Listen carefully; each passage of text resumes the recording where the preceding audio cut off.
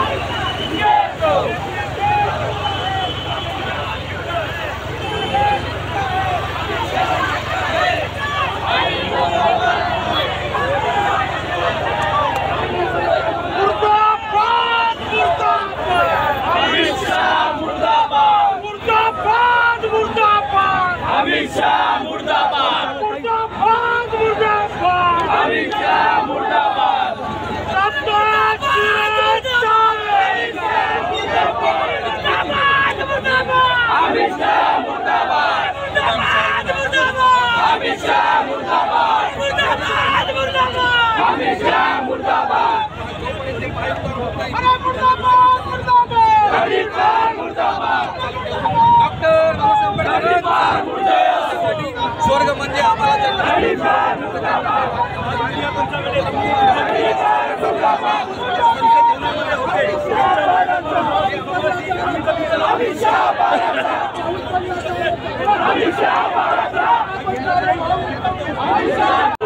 आज खूप मोठ्या उद्रेकामध्ये आमचा हा तरुण समाज, त्याच्यामध्ये सर्व जाती धर्माचे लोक आहेत, मोठ्यासारखे बौद्ध धर्मीय लोक आहेत।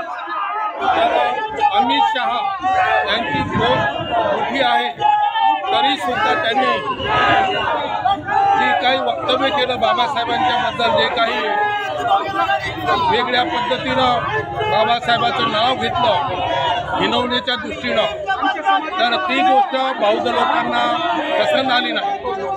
खरं तर अमित शहाने जपूनच राहिला पाहिजे, कारण अमित शहा गेल्या अनेक वर्षापासून तडीपार आहे। तडीपार असलेला अमित शहा हा वॉन्टेड आहे। वॉन्टेड असताना सुद्धा त्यांनी बाबासाहेबांच्या विरुद्ध काही काळ्या करून बौद्ध समाजाला दुखवण्याचं कारस्थान करणं हे त्याला शोभा देत नाही। खरं तर त्याची जागा जेलमध्ये आहे, परंतु कौशिकांनी घटनेने त्याला संधी दिलेली आहे, तर त्या संधीचा फायदा न घेता उलट बाबासाहेब घटनेचे शिल्पकार आहेत, father of nation, father of constitution. तर अशा महामानवाला एवढ्या मोठ्या सदनमध्ये वेगळ्या पद्धतीनं वेगळ्या अँगलने बोलून लोकांचे मन विचलित केले, दुखावले, लोकांना वेगळ्या दिशेने नेण्याचा प्रयत्न करत आहे। तर हा अमित शहा निश्चितच त्यांनी राजीनामा द्यावा आणि त्यांनी अशा प्रकारे घरी बसावं आणि बौद्धांच्या नांदी लागू नये। आता त्याचा संपूर्ण उद्धार केलेला आहे, त्याच्या 7 पिढीचा उद्धार केलेला आहे। आता तो ना स्वर्गात जाऊ शकत ना कुठे जाऊ शकत, त्याला आता नरकाशिवाय पर्याय राहिला नाही। डॉक्टर बाबासाहेब आंबेडकरांचा विजय असो, डॉक्टर बाबासाहेब आंबेडकरांचा विजय असो, डॉक्टर बाबासाहेब आंबेडकरांचा विजय। जय भीम सर्वांना। माझं नाव संध्या प्रकाश फुलारे, कुर्ला तालुका अध्यक्ष वंचित बहुजन आघाडी। मी अमित शहाला एकच सूचना करते की त्याने आंबेडकर घराण्याच्या नादी लागू नाहीये। जर आंबेडकर घराण्याच्या नादीला लागला तर त्याला पुरल्याशिवाय आम्ही राहणार नाहीये। आंबेडकर घराणा तो ज्या खुर्चीवर बसतो, आज ती खुर्ची कोणामुळे ते अमित शहाने त्याच्या डोक्यात आणावं आणि जो काही तो बोलतोय तो विचारपूर्वक त्यांनी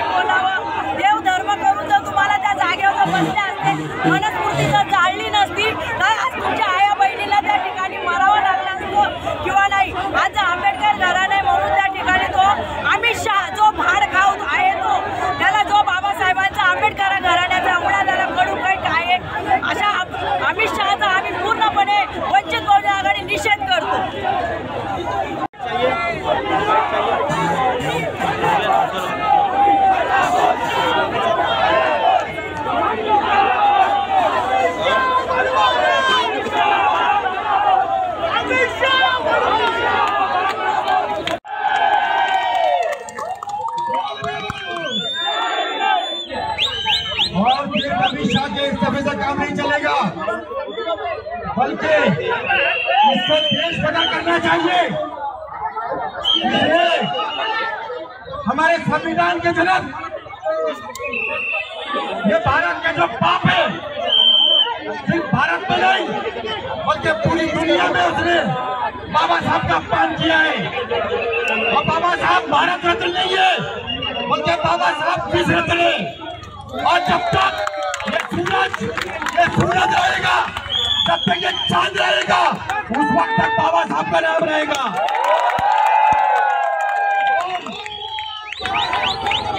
और एक मुसलमान के तौर पर जितने मुसलमान यहाँ आए हुए, उन सब की तरफ से मुसलमानों ने ये अमित शाह की नाक काटी है।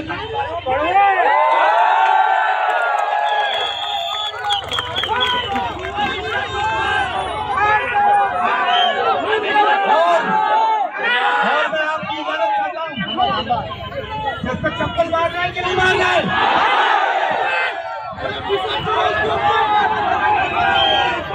और आने वाले वक्त में अभी कॉर्पोरेशन का इलेक्शन आने वाला है। आपको मुंबई में इस कॉर्पोरेशन में बाबा साहब का झंडा आपको फहराना है, इसका संकल्प करना है। आपको एक साथ हाथ उठा के बोलिए मेरे साथ, आने वाले मनपा के इलेक्शन में आपको मनपा के अंदर बाबा साहब का झंडा और बीजेपी को हराना है। हराओगे कि नहीं हराओगे? और में बोलो, और में बोलो। अंबेडकर था, अंबेडकर है और अंबेडकर है। इसके बाप का हिंदुस्तान नहीं है। अंबेडकर, अंबेडकर, अंबेडकर, अंबेडकर, अंबेडकर, अंबेडकर, अंबेडकर, अंबेडकर, अंबेडकर, अंबेडकर,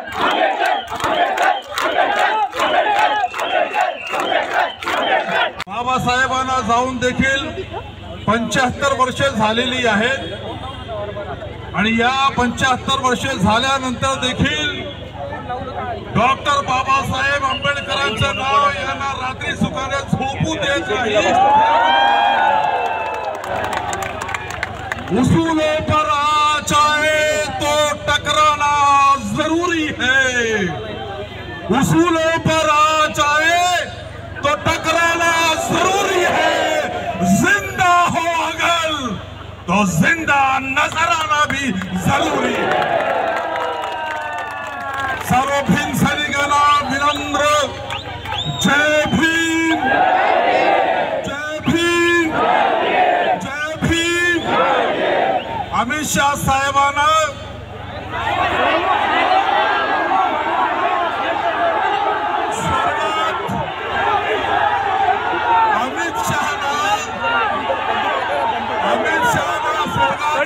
गडीपार अमित शहा गडीपार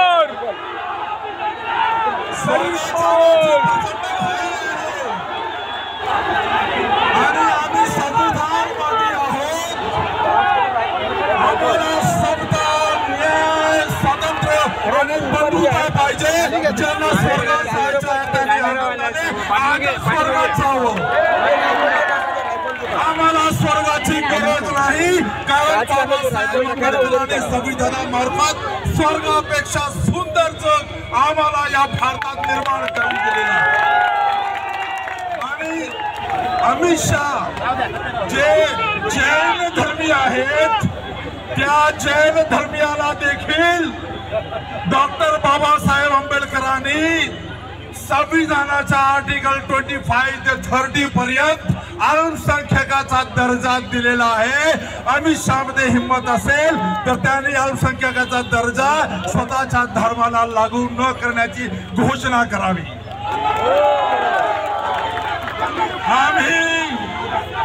आम्ही मुस्लिम बाबासाहेबांना मानणारे, बाबासाहेबांच्या नावावर जीव ओतणारे, खरोखरच त्या अमित शहाची लायकी डॉक्टर बाबासाहेब आंबेडकरांच्या पायाच्या ज्योतीच्या धुळीची बरोबरी करू शकणार नाही।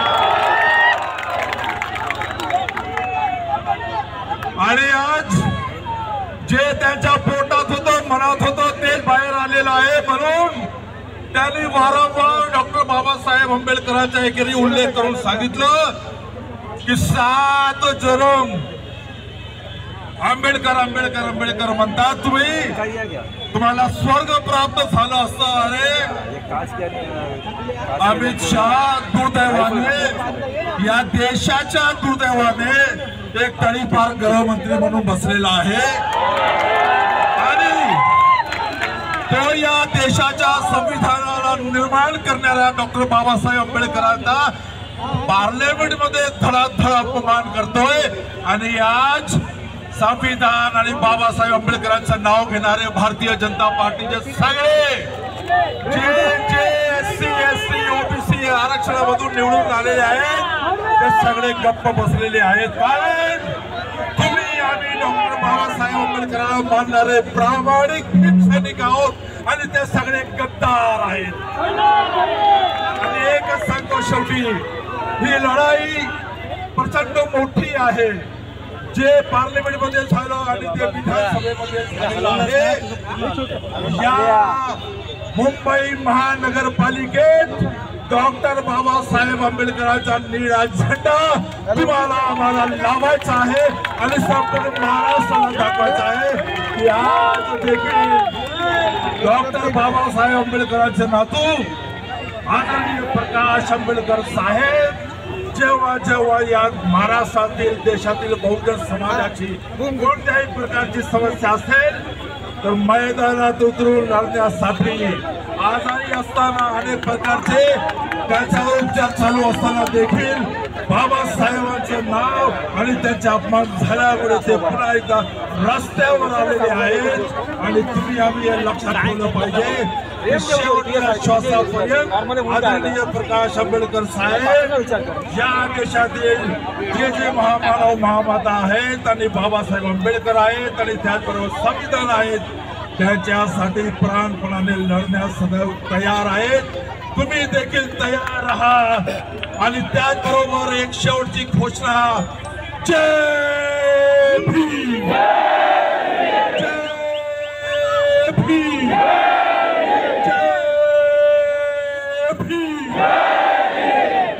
खूप खूप आभार. Thank you very much.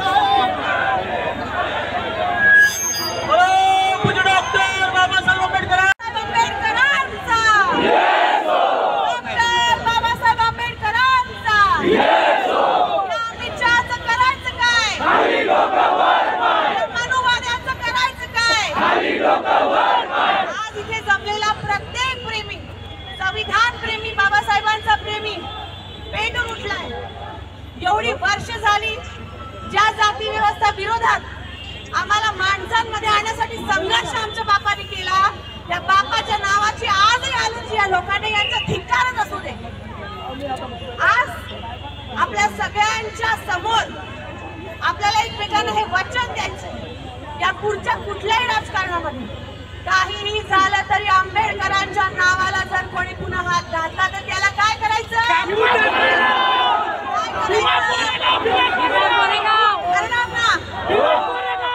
सगळ्यांपुढे ती जबाबदारी आहे. संविधानाची मंदिरं बांधत फिरले सगळीकडे आणि एका बाजूला ज्यांनी संविधान दिलं त्याच्या नावाला एवढा धिक्कार कशासाठी याचं उत्तर खरंच द्यायला पाहिजे. आम्ही चांचा राजीनामा हा मिळालाच पाहिजे.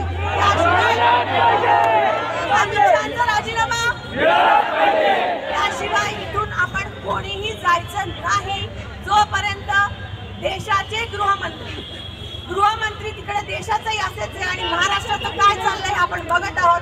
एकटा आंबेडकर लढला पुन्हा. परभणीला कोण गेले? सूर्यवंशीचा मृतदेह जाऊ आणि तरी त्या नावाची अलर्जी होते. लाज वाटू द्या थोडीशी तुम्हाला. आंबेडकरांचं नाव तुम्हाला घ्यायची लाज वाटते. परवा आमच्या नवीन मुख्यमंत्र्यांनी शपथविधीमध्ये शपथ घेतली तेव्हा भाषणामध्ये किती वेळा नाव घेतलं आंबेडकरांचं? 4 वेळा.